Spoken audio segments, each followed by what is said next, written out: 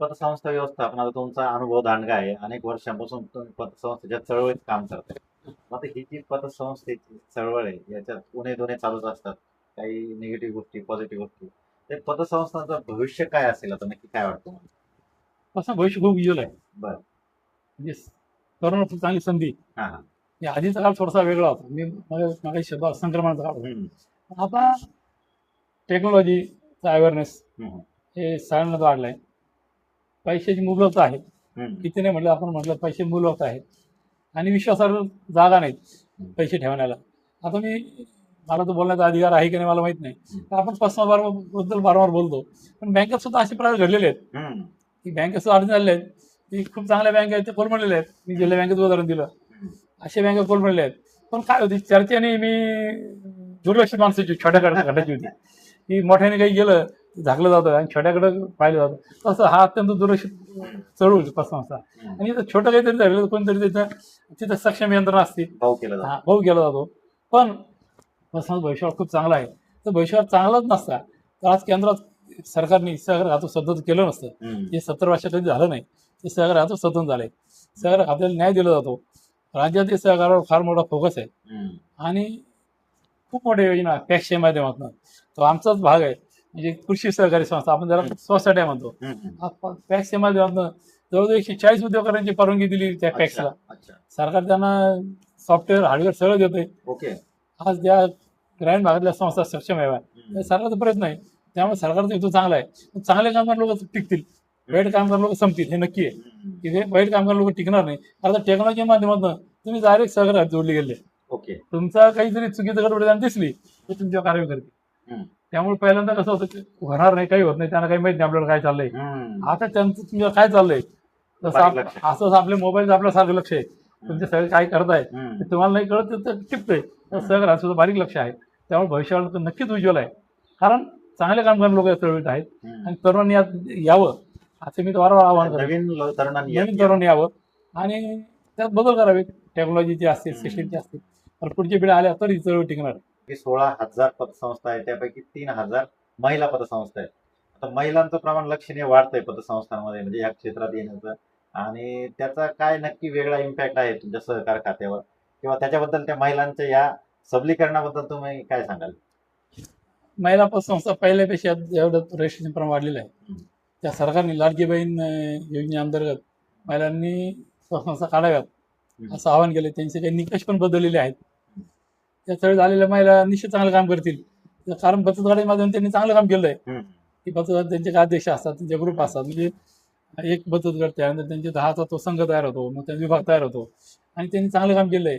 इथे त्यांनी त्याच ती त्यांची काम करण्याची हातोटी आहे, जी पद्धत आहे काटकरी स्त्री स्वभाव इथं पण त्यांचं काम. तोच त्यांनी वापरली हां. तर हे महिला संस्था सुद्धा खूप चांगले सक्षम होतील हं. आणि त्या उलट पुरुषांसमोर चांगला आदर्श करतील, हं. निर्माण करतील. आम्ही खूप चांगलं काम करतो, तुम्ही सुद्धा करू शकाल. हं. कारण त्यांचा जो मूळ स्वभाव आहे हं. तो कोणाला फसवणं, आदर्श करणं, हं. त्या स्वभावाने त्या संस्था खूप चांगल्या जातील असं मला नक्की वाटतं. आणि मला वाटतं तुमच्या संस्थेत म्हणजे तुमच्या कुटुंबात सुद्धा महिलांची संख्या लक्षणीय आहे. आमच्या कुटुंबात सुद्धा महिलांची एक महिला संस्था पण आहे. मला सांगायला आधीच आहे मला असं वाटतं की ती श्री महालक्ष्मी महिला पतसंस्था आहे. केंद्रीय सहकार सुरू झाल्यानंतर NCDC जे पुरस्कार देते सक्षम महिला सक्षम संस्था पुरस्कार तो आपल्याला पहिला पुरस्कार मिळालेला आहे. वा. नगरी पहिली संस्था आहे तर सक्षम महिला पुरस्कार मिळालेली. त्यामुळे महिला संस्था खूप चांगल्या चालतात आणि आमच्या कुटुंबात इतरही ज्या 5-6 संस्था आहेत तिथं खूप महिला काम करण्याचे पण आमच्याकडे 50% महिला आहेत आपल्याला शाळेत. हं. 8,000 पेक्षा जास्त संस्था आज बंद पडलेल्या आहेत. 700 कोटींपेक्षा जास्त ठेवी लोकांच्या अडकलेल्या आहेत.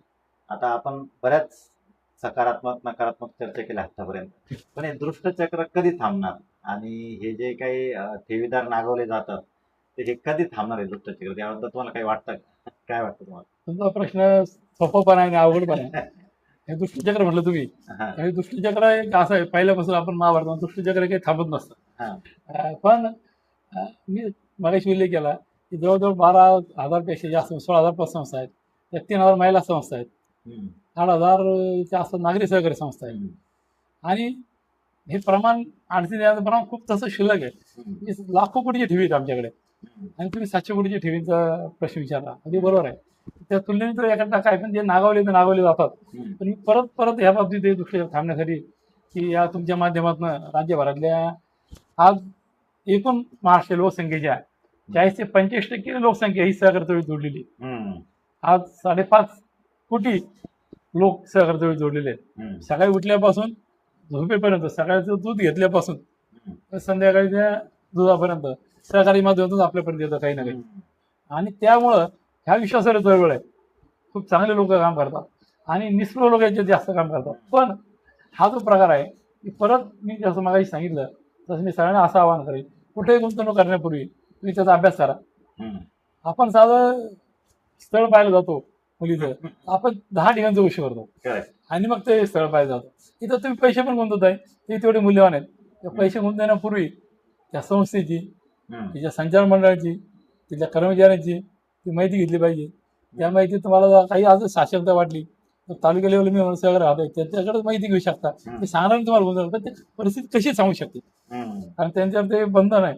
ते सांगते काय चांगली आहे, अ वर्गात आहे, काय सांगते अ वर्गात संस्था आहे हम्म, चांगली, ब वर्गात आहे चांगली, एवढं सांगू शकतात. आणि मग तुम्ही गुंतवणूक करा. हम्म. हे तर झालं, गुंतवणूक तुम्ही चांगल्या प्रकारे केली तर तुम्ही अडचण देणार नाही, मग नागवली जाणार नाही. तुम्ही चुकीच्या ठिकाणी गुंतवणूक केली मग तर आता आपण पाहतो की वेगवेगळे याला नगर जिल्ह्यात तर असं झालंय की वेगवेगळ्या फायनान्स कंपन्या असतील, मग काही कोणत्या मोरबिअर सारख्या काही आल्या होत्या हा, आणि लोकांनी Microfinance. मायक्रो फायनान्स आणि अशा वेगळ्याच त्या कंपन्या होत्या हा, आणि लोकांनी 24% 46 आमिषांनी पैसे गुंतवले, हम्म, कोट्यावधी रुपये घेऊन गेले. त्यांचं काय केलं आणि हे आणि आपण नेऊन दिलं पैसे तर हम्म. इथं म्हणजे ते काही तुमच्या पण ते सांगितलं होतं, पण तुम्ही लालचीने आपण नेऊन दिलं आणि मग अशा वेळेस आपण नंतर परत नागवलं गेलो असं म्हणतो. पण नागवलं जाण्यापूर्वीच आपण जर ते अभ्यासपूर्वक माहिती घेऊन गुंतवणूक केली. गुंतवणूक केली तर नावाचं प्रमाण कमी होईल.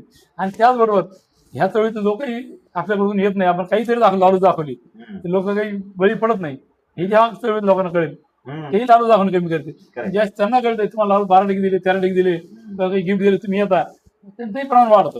मोहाला बळी मोहाला- पडणाऱ्यांची संख्या कमी झाली. कमी झाली मोह तर मोह देणारे पण कमी होतील आणि मोह देणारे कमी झाले हे पण अजून कमी होईल दाखवा. असे मला वाटतं. त्यामुळे अशी काही घटना घडण्यासाठी आधी सुरुवात आपल्यापासून करायला लागेल. आपण चुकीच्या मार्गाला जायचं नाही, Correct. चुकीची गुंतवणूक करायची नाही, म्हणजे हे प्रयोग होणार नाही असं मला तरी वाटतं. तर धन्यवाद सर, खूप छान माहिती दिली. अनेक म्हणजे जे पतसंस्थांमध्ये फसले गेलेले ग्राहक असतील किंवा जे फसू नयेत म्हणून तुम्ही जी काही छान माहिती दिली, तर खूप छान मार्गदर्शन आमच्या प्रेक्षकांना आज मिळणार आहे. राज्यभरातले प्रेक्षक हे पाहतील, त्यांचा तुम्हाला संपर्क पण होऊ शकतो. तर मित्रांनो, आज काळे सरांनी आपल्याला खूप छान माहिती दिली. त्यांनी पतसंस्थेचं जाळं कसं असतं, फसवणूक कशी होती, फसवणूक कशी टाळली जाते, लालूच काय असते, मोह का करू नये, या सगळ्या गोष्टी सांगितल्या. म्हणजे पतसंस्था असतील किंवा बँक असतील किंवा मायक्रो फायनान्स असतील, त्या सगळ्या क्षेत्रामध्ये तुम्ही गुंतवणूक करताना कुठल्या बारकाईने विचार केला जावा, कुठली काळजी घ्यावी. म्हणजे उपचार आजारानंतर करण्यापेक्षा आजार होण्यापूर्वीच काय प्रतिबंधात्मक उपाय करावेत, असं एक छोटंसं छानसे उदाहरण त्यांनी आज आपल्याला दिले. खेळीमेळीच्या गप्पांमधून, या सॉलिड गप्पांमधून तुम्हाला खूप काही शिकायला ऐकायला मिळालं असलं अशी अपेक्षा करतो. या शिवाय तुम्हाला काळे सरांशी काही हितगुज करायचा असेल, काही प्रश्न विचारायचे असेल तर तुम्ही कॉमेंट बॉक्समध्ये नक्की विचारा. आम्ही तुमचे प्रश्न त्यांच्यापर्यंत पोहोचू आणि